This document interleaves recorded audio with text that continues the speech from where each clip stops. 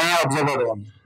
केडब्ल्यू group और cloud धोबी द्वारा प्रायोजित दुनिया के पहले रियल एस्टेट ऑनलाइन शो में आपका स्वागत है।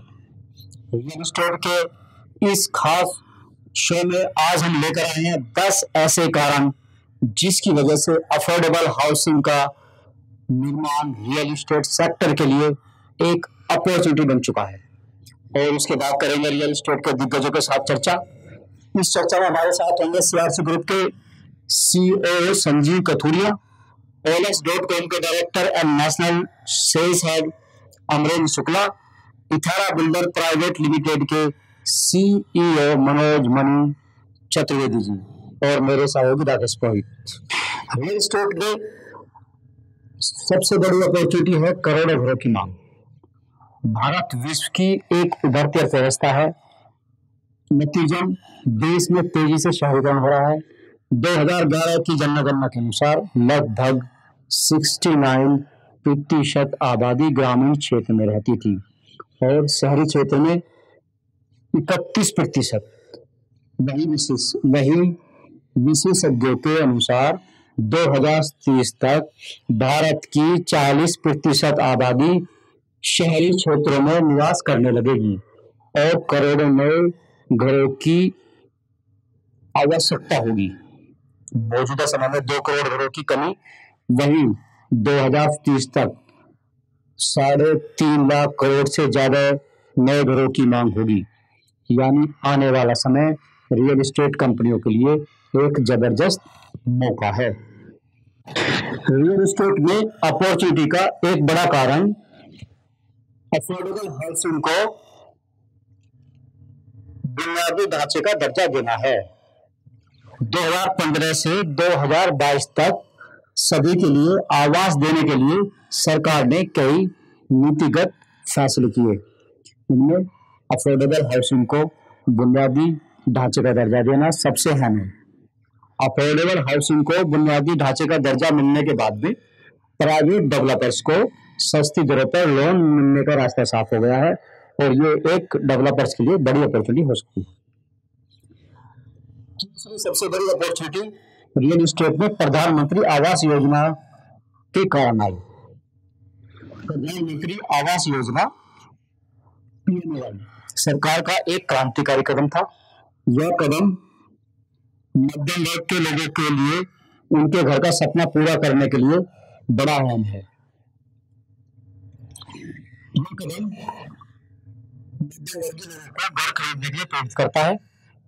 नतीजन अफोर्डेबल हाउसिंग के निर्माण में जबरदस्त उछाल आया और आज अफोर्डेबल हाउसिंग का निर्माण करना एक बड़ी अपॉर्चुनिटी बन गया है।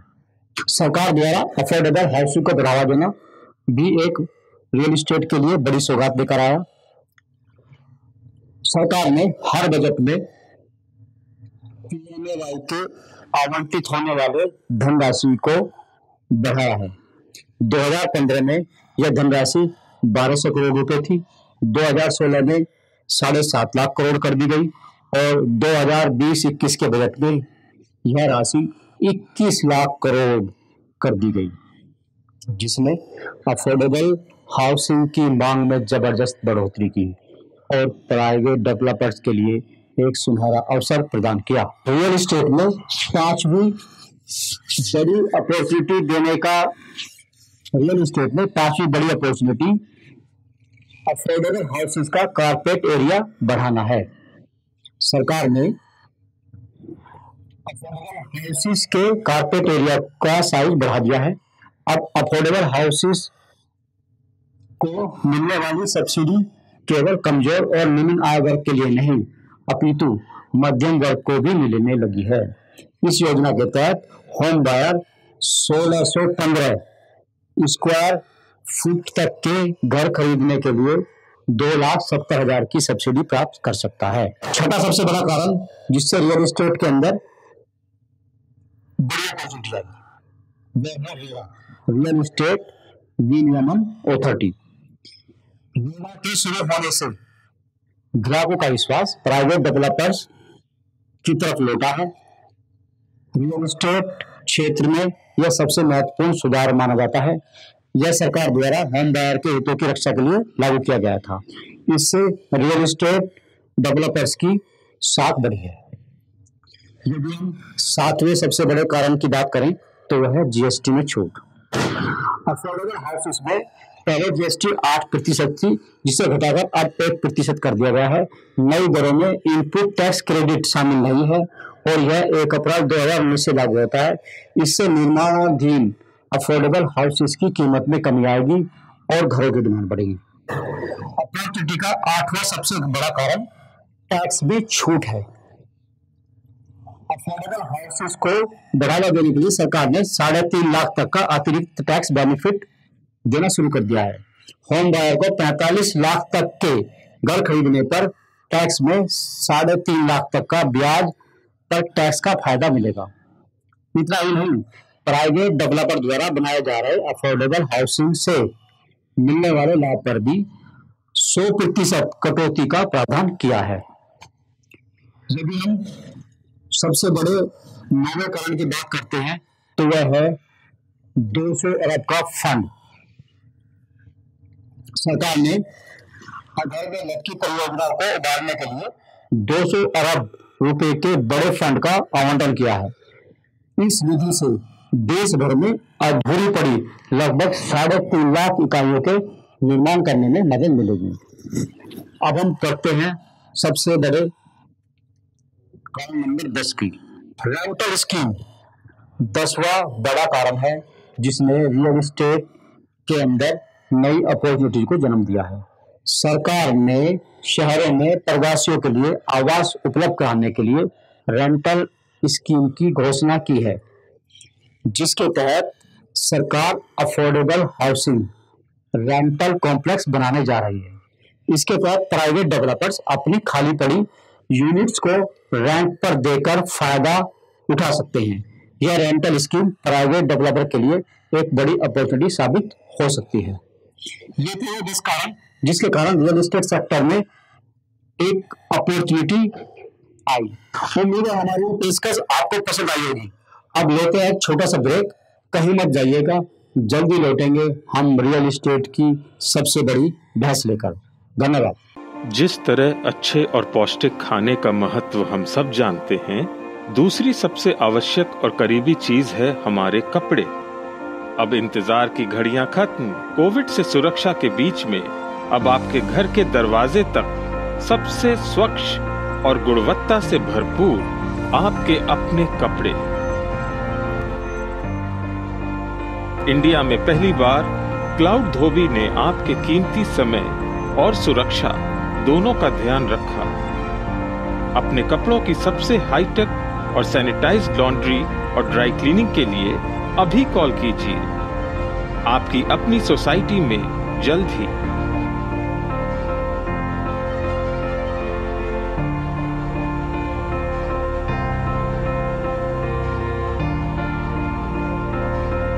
नमस्कार, मैं हूं हरिओम त्यागी। आप देख रहे हैं रियल एस्टेट शो। आज हम चर्चा करेंगे हाउसिंग फॉर ऑल, जिसमें अफोर्डेबल हाउसिंग के ऊपर हम लोग विशेष फोकस रखेंगे। तो मेरे साथ हमारे मेहमान जुड़ चुके हैं। मैं अपने सभी मेहमानों का स्वागत करता हूं। मनोज चतुर्वेदी जी जुड़े हुए हैं हमारे साथ में, लखनऊ से इथेरा बिल्डर डेवलपर प्राइवेट लिमिटेड के सीईओ हैं। हमारे साथ जुड़े हुए हैं सीआरसी ग्रुप के सीईओ संजीव कथुरिया जी। संजीव कथुरिया जी, आपका बहुत बहुत स्वागत है। मैं नमस्कार। मेरे साथ जुड़े हुए हैं हमारे मेहमान अमरेंद्र शुक्ला जी OLX.com के इंडिया डायरेक्टर हैं और सेल्स हेड हैं। हमारे साथ हैं हमारे सहयोगी राकेश पुरोहित जी रियल एस्टेट एक्सपर्ट हैं। राकेश पुरोहित जी, आपका बहुत बहुत स्वागत है इस प्रोग्राम में। पुरोहित जी, ये बताएं कि अपॉर्चुनिटी क्या है। अभी तो हम लोग चैलेंज की बात कर रहे थे। चैलेंजेस हम बहुत सारे चैलेंजेस हैं, और जहाँ डेवलपर आ जाता है, जब काम करता है, तो वो उसको तो सब लोग एक दुधारू गाय समझते हैं, तो उसके सामने चैलेंज ही है। लेकिन अपॉर्चुनिटी क्या है एक डेवलपर के लिए इस हाउसिंग फॉर ऑल कॉन्सेप्ट के अंदर या अफोर्डेबल हाउस के अंदर, क्या अपॉर्चुनिटीज हैं, उस पर थोड़ा सा प्रकाश डालें प्लीज। देखिए, जैसे हमने कहा कि दो सेगमेंट है, दो एरिया ऑफ कंसर्न है किसी डेवलपर के लिए। एक लैंड की कॉस्ट और दूसरा रॉ मटेरियल कॉस्ट।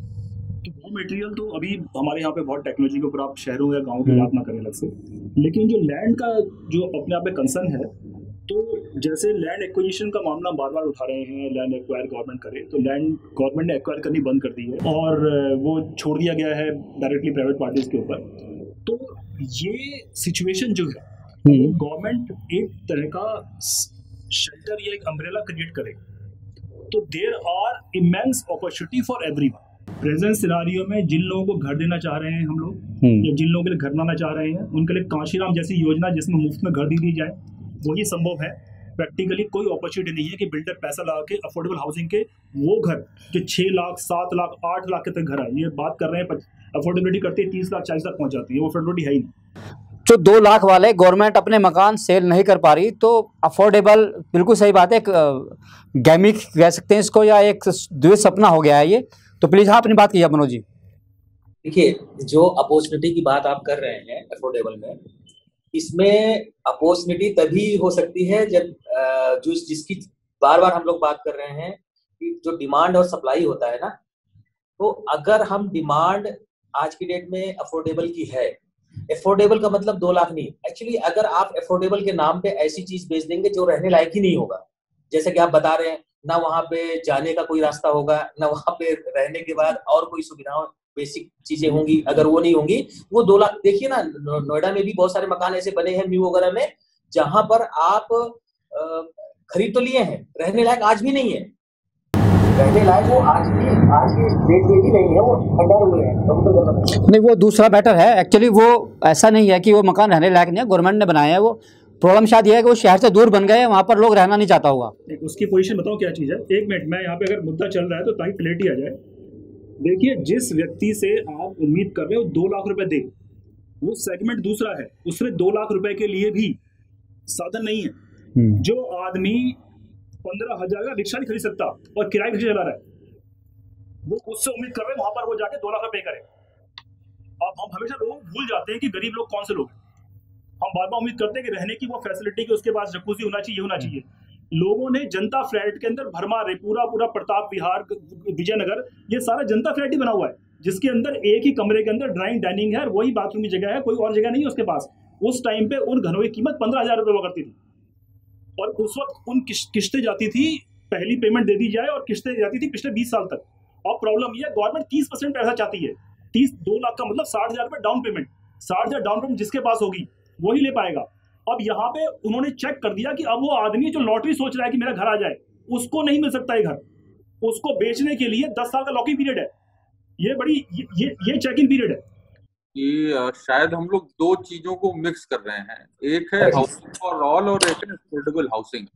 एक वो जिनको सीमित कीमत में घर चाहिए और एक वो जो घर अफोर्ड ही नहीं कर सकते हैं उनको घर चाहिए।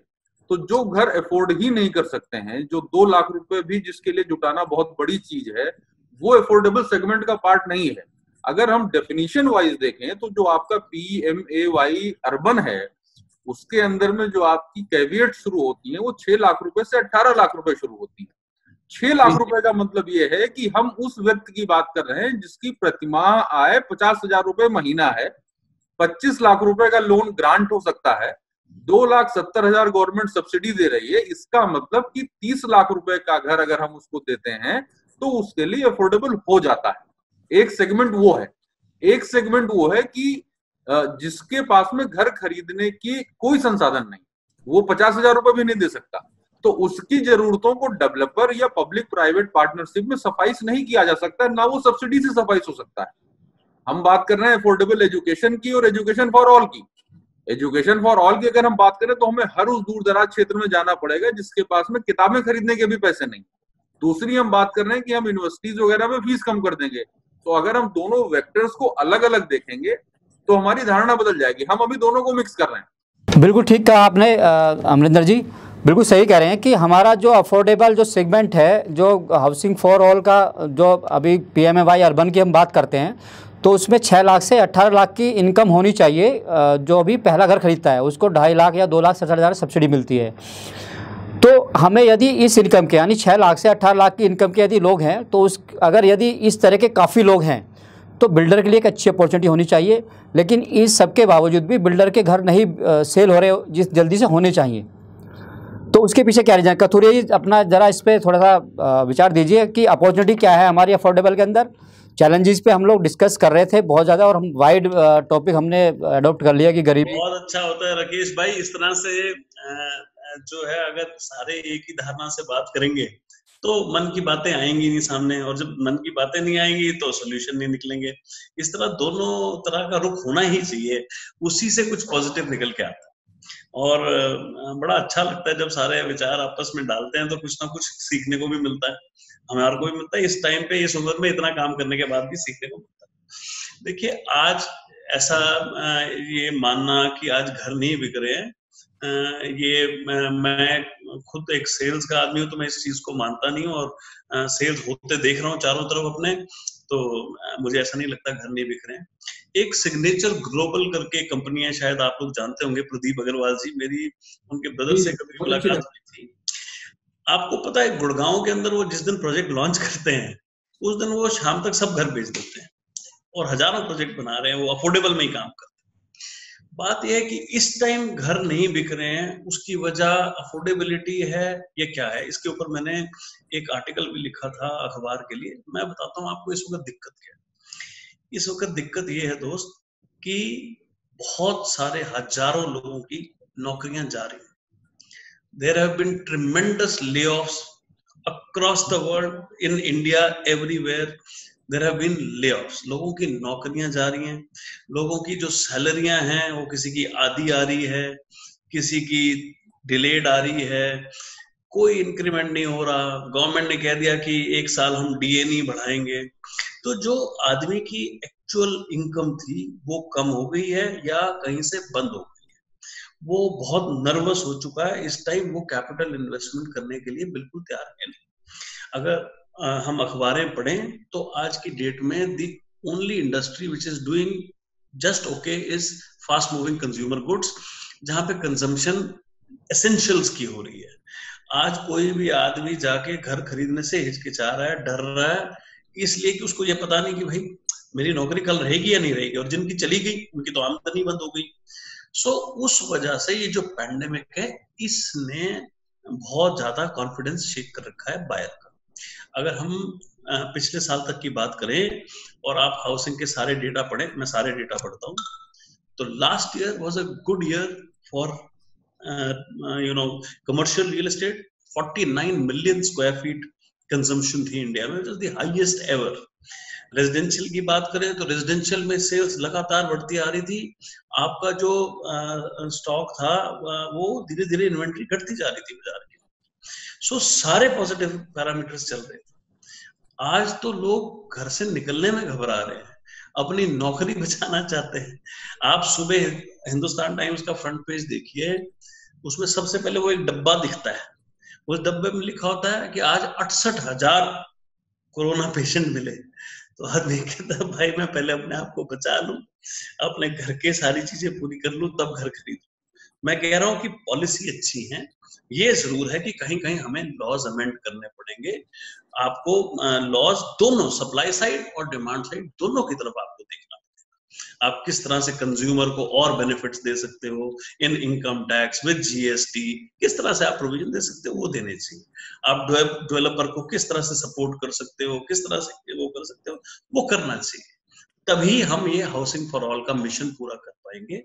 और डिमांड की कोई कमी नहीं है इस देश के अंदर, ट्रस्ट भी बहुत डिमांड है। जिस तरह अच्छे और पौष्टिक खाने का महत्व हम सब जानते हैं, दूसरी सबसे आवश्यक और करीबी चीज है हमारे कपड़े। अब इंतजार की घड़ियां खत्म। कोविड से सुरक्षा के बीच में अब आपके घर के दरवाजे तक सबसे स्वच्छ और गुणवत्ता से भरपूर आपके अपने कपड़े। इंडिया में पहली बार क्लाउड धोबी ने आपके कीमती समय और सुरक्षा दोनों का ध्यान रखा। अपने कपड़ों की सबसे हाईटेक और सैनिटाइज्ड लॉन्ड्री और ड्राई क्लीनिंग के लिए अभी कॉल कीजिए। आपकी अपनी सोसाइटी में जल्द ही।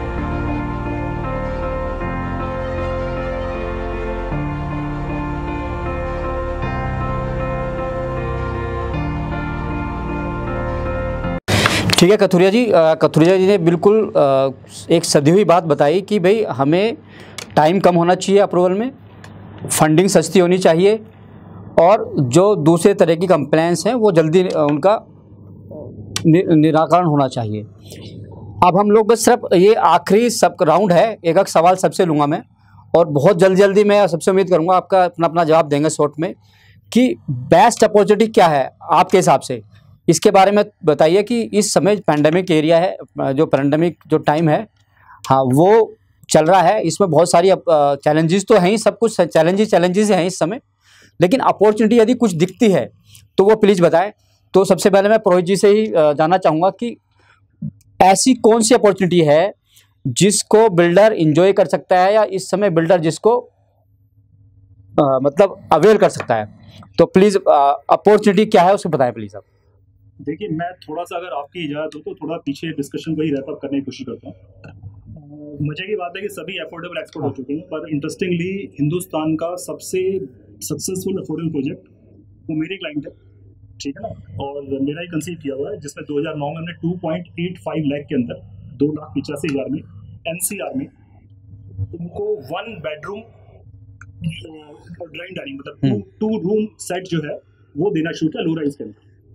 और अब इस वक्त उनकी कीमत करीबन 7.25 लाख के आसपास है। डेवलपमेंट अथॉरिटी भी इस रेट पे नहीं बेच रही है, लेकिन उनके अपने चैलेंजेस हैं, अफोर्डेबिलिटी वहाँ पे भी दिक्कत है और PMAI भी सब क्वालिफाई नहीं करते। तो उसमें जो क्वालिफिकेशन ऑफ PMAI है दैट इज ओनली 3% उसके जो ओनर वहाँ पर है। तो अफोर्डेबिलिटी बड़ा चैलेंज है। अगर आप मुझसे बात करेंगे तो बहुत से डाटा को दिखा दूँगा। तो जहाँ तक सवाल इवन जो समाज योजना के लिए भी जिस टाइम बात कर रहे थे तो लोगों ने उस प्रोजेक्ट को स्टडी भी किया, अभी भी इस वक्त भी हम बात कर रहे हैं, लेकिन कुल मिलाकर के जो अफोर्डेबिलिटी सेक्शन हम बात कर रहे हैं वो भी हमें नहीं पता किसकी अफोर्डेबिलिटी। हम क्या अंटालिया से क्या मैं अफोर्डेबल होना चाहता हूँ अंबानी जैसे प्रॉपर्टी खरीदने के लिए मेरी अफोर्डेबिलिटी बढ़ाई जाए, या गरीब आदमी रिक्शा चला रहा है।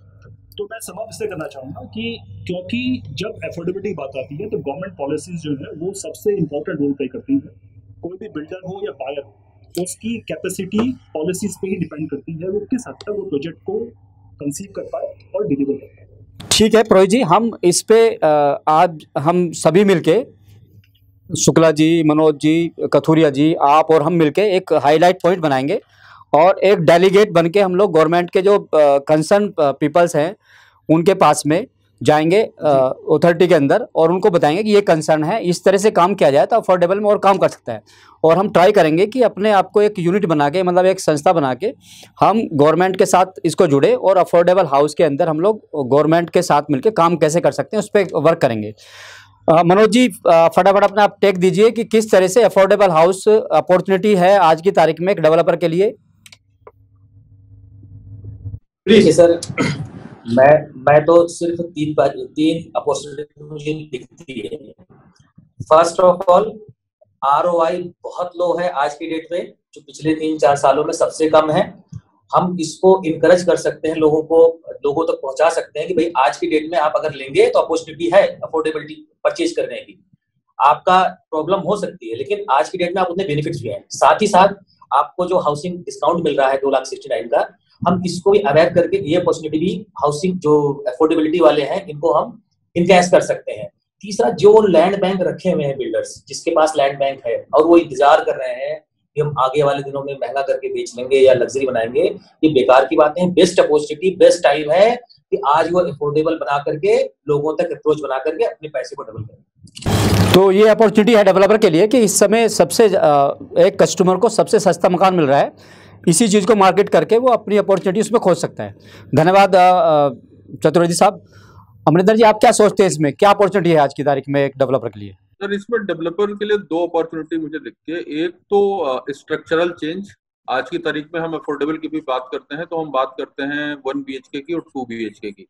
हमें एक्सप्लोर करना चाहिए 1 RK स्टूडियो टाइप, जहाँ पे स्ट्रक्चरली आप कुछ ऐसे चेंज कर सकें कि कॉम्पैक्ट हाउसिंग बने, जिसमें डेवलपर्स के ऊपर भी स्ट्रक्चरल कॉस्ट बहुत ज्यादा ना पड़े और कंस्ट्रक्शन भी थोड़ा सा अफोर्डेबल हो जाए, पहला। दूसरा, गवर्नमेंट स्पेशली अफोर्डेबल हाउसिंग में जो डेवलपर्स कंस्ट्रक्शन कर रहे हैं या बना रहे हैं उनके लिए एक स्पेशल रिबेट या स्कीम निकालनी चाहिए कि उनको 1% पे डेट मिलेगा, 1% पे फाइनेंसिंग मिलेगा, so that they can also leverage that thing. अगर ये 2 चीजें हो जाती हैं विद सिंगल विंडो क्लियरेंस तो मेरे ख्याल से कि डेवलपर्स के लिए बहुत अच्छी अपॉर्चुनिटी है अगले 3-5 साल काम करने के लिए। बिकॉज अभी हिंदुस्तान में, मैं अभी सुबह ये डेटा पढ़ रहा था, सो चाइना की लार्जेस्ट ब्रोकरेज फर्म ने कल अपने आप को यूनाइटेड स्टेट्स में लिस्ट किया है नैस्डैक में with a market cap of $40 billion and they raise 2.2 billion.